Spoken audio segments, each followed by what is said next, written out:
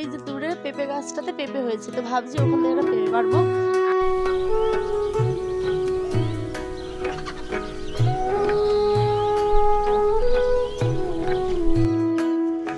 এই যে এই গাছটা থেকে এখানে পেঁপেগুলো আছে, এই যে পড়ে গেছে দেখলেন। সুন্দর, অর্ধেক কাঁচা অর্ধেক পাকা, বেশ বলেই নইলে তুলতাম না। হ্যালো আমার প্রিয় পরিবার, কেমন আছেন সকলে? আশা করছি ভালো আছেন, সুস্থ আছেন। নতুন দিনের সাথে নতুন একটি ব্লগ নিয়ে হাজির হয়েছে আমি পায়েল, উত্তর দিনাজপুর জেলার ছোট্ট একটি গ্রাম থেকে। দেখুন, সকালবেলা থেকে তো ব্লগটা শুরু করতে করতে প্রায় 9টার মতো বেজে গেছে জানেন। কিছু সকালবেলার মুহূর্ত, কিছু দুপুরের, কিছু রাত্রির, সমস্তটা নিয়েই আজকের একটি ছোট্ট আয়োজন। দেখুন, এই ব্লগটি হচ্ছে গিয়ে গতকালের।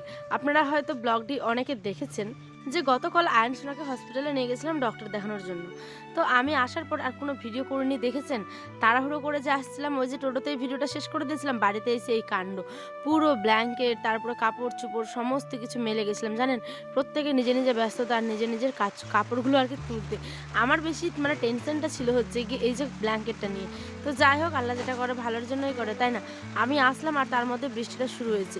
দেখুন, আয়ানের কিছু ভিজে কাপড় ছিল আর মুখ চোখের অবস্থা খারাপ হয়ে গেছিলো, কারণ ছেলের টেনশনে তো অনেকটা মন খারাপ ছিল। আর এদিকে দেখুন বৃষ্টি পড়ছে ঝিরিঝিরি, বেশি বৃষ্টি হয়নি, সামান্য পরিমাণে। এখন ঘুম থেকে উঠলো, এখন বাজে ঠিক 11টা থেকে 12টা। কি হচ্ছে আব্বা?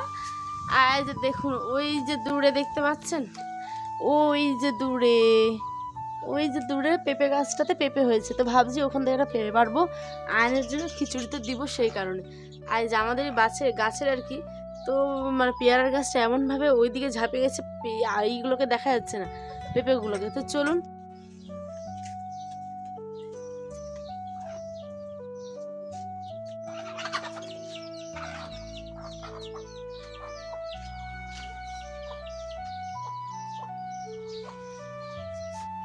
তো এই যে এই গাছটা থেকে এখানে পেঁপেগুলো আছে, তো এই যে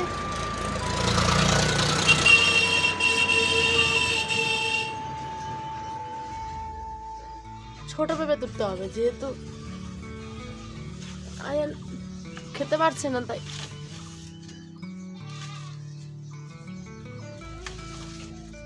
এই যে পড়ে গেছে দেখলেন। হয়ে গেছে। দেখুন, সুন্দর, অর্ধেক কাঁচা অর্ধেক পাকা, বেশ ভালো হবে কিন্তু খেতে। আয়নের খিচুড়িতে দিব বলেই নইলে তুলতাম না।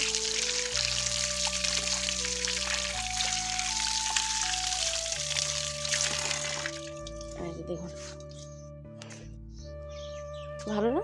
চল। এবার আপনাদের বলি, দেখুন, আয়ন সোনাকে ডক্টর বলেছে কলা, তারপর হচ্ছে ডাবের জল আর খিচুড়ি, এই সমস্ত জিনিস খাওয়ার বেশি পরিমাণে খাওয়ানোর। কিন্তু আমি আয়ন সোনাকে ছোটোবেলা থেকে ডালিয়া, তারপরে হচ্ছে ভাত যখন হয়ে যায় তার গ্লাস দিয়ে ভালো করে চটকে দিই। তারপরেও যখন তখন তো হয়েই যায়, বাচ্চার অসুখের কথা কি বলতে পারবো আমরা কেউ, বলুন তো। তো যাই হোক, ডক্টর যেটা বললেন আমি সেই জন্যই পেঁপে আর আলু দিয়ে হালকা পাতলা করে একটু মুগের ডাল আর একটু আতপ চাল, এই চালটা যেহেতু ফার্স্ট তাড়াতাড়ি গলে যায়, সেই কারণেই আর কি। আয়ন সোনার তো খিদে পেয়েছে, ওইটা হচ্ছে কি দুপুরের কিছু ক্লিপস আর কি নিয়েছিলাম তখনকার। তো যাই হোক, এখন এখানে বসিয়ে দিচ্ছে খিচুড়িটা, আর পেঁপে তুললাম হচ্ছে, দেখতেই তো পেলেন, যাতে পেটটা তার ঠান্ডা হয় আয়নের। আর জাস্ট হলুদ লবণ তেল দিব, আর কিচ্ছু দিব না, একটা লঙ্কাও দিব না, কারণ ওই তো এখন ছোট। অন্যান্য তরকারিতে আবার খায় আমার আব্বাটা, ঝালটা ওই হালকা পরিমাণে খায়। আমি একদম অতিরিক্ত যে একদম দিবই না ওরকমটা না, একটু করে সমস্ত কিছুই সে খায়। তো যাই হোক, এখানে প্রেসার করে ঢাকনাটা বন্ধ করে দিলাম। এবার দেখতে দেখতে আমার খিচুড়িটা কিন্তু হয়ে গেছিলো।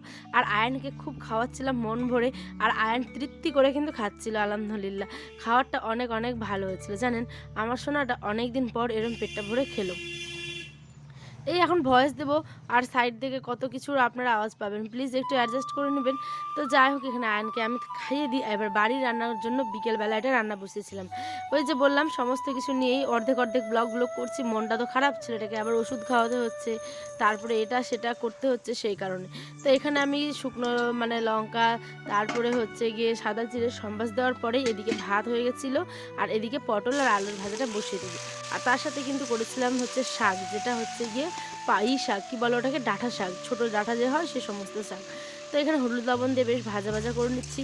আর আপনারা আগামীকালের ভিডিওতে দেখতে পাবেন যে আমাদের বাড়িতে ছোট্ট একটি সদস্য আসছে, তো ওর ব্লগটাও পরে দেখতে পাবেন। তো চলুন, এখানটায় আমি একটু জাস্ট আপনাদের হিন্টস দিয়ে রাখলাম, পুরোটা এখন শেয়ার করব না, অবশ্যই সামনের যে ব্লগটা আসে ওটাতে আপনারা দেখতে পাবেন। আর এখানে আমি একটু মাংস নিয়েছিলাম, তো এই যে মাংসটাকেও ভালো মতো করে ধুয়ে টুয়ে দেখেছেন কতটা চর্বি, বাপরে বাপ, এমনি তো মোটা হয়ে গেছি, আরও এই চর্বি খেয়ে মোটা হয়ে যাব।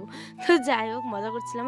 আমি এখানে তারপরে মাংসের জন্য পেঁয়াজ, রসুন, লঙ্কা সমস্ত কিছু কাটাছিড়া করে মাংসটা কিন্তু হয়ে গেছে জানেন। আর ফোনে কিন্তু চার্জ ছিল না, সেই কারণে চার্জে বসিয়েছিলাম, আর কোনো 1% চার্জ ছিল, আর কোনো কিছু আমি ভিডিও করতেই পারিনি। তারপর রান্নাবাড়ি হওয়ার পর গ্যাসটাকে মুছলাম, স্নান টান করলাম, তারপরে দেখুন বিছানাটাকে বিকেলের দিকে ভালো মতো করে ঝেড়ে নিচ্ছি। তো খাওয়া দাওয়া যেহেতু করেছিলাম, আমি তো প্রতিদিনই ঘর মুছি, আর আজকে যেহেতু অনেক রান্না করেছিলাম, আয়ান খেলো, ওর আব্বা খেলো, আমিও খেয়েছি, তো সেই কারণে ভাবলাম চলুন ঘরটাকে একটু বিকেলবেলা ভালো মতো করে মুছে নিই। তো সেই কারণে যে জল নিয়েছিলাম, তারপরে ফিনাইল দিয়ে, আমি চেষ্টা করি সবসময় ফিনাইলটা দিয়ে মুছার, কারণ আমাদের তো একটা ঘরে একটা বারান্দা, তাই সমস্ত কিছু এখানেই যেহেতু, তাই ফিনাইল দিয়ে মুছলে না দেখবেন মাছি টাছি অনেক কম পড়ে। তো এখানে এই যে মোরগের ডাক শুনতে পাচ্ছেন, এটা হচ্ছে আমাদের গ্রাম, ঠিক আছে। তো এখানটায় আমি ভালো মতো করে এখন ঘরটাকে পরিষ্কার করিনি, দাঁড়ান 1 মিনিট, আয়ন সোনাকে একটু দেখে আসি। সে তো ঘুমাচ্ছে, আবার উঠে যেতে পারে, মায়ের তো মন, তাই না বলুন।